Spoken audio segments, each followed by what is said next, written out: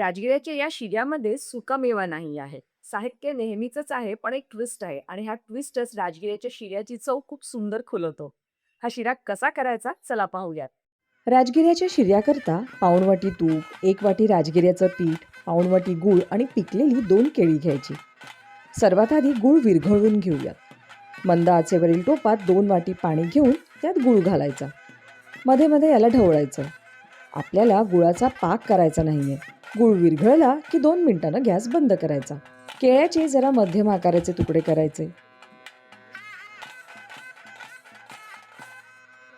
कढईत तूप गरम करायला ठेवा. तूप गरम झालं की यात केळ्याचे तुकडे घालायचे. आपल्याला केळी छान परतून घ्यायची आहे.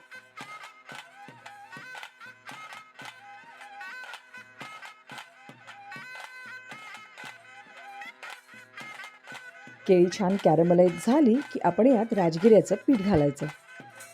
हलक्या हातानं हे पीठ परतायचं.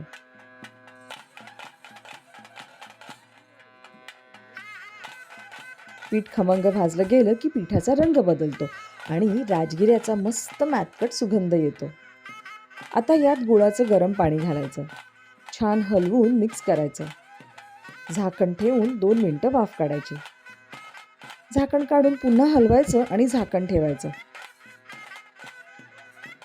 शिऱ्यातून तूप सुटू लागलंय म्हणजे आपला शिरा तयार झालाय. कॅरमलाइज केळींमुळं या शिऱ्याची चव आणखीन वाढते. अशाच काही वेगळ्या आणि पारंपरिक पदार्थांकरता साधनाच कोस्टल फूड सबस्क्राईब करा.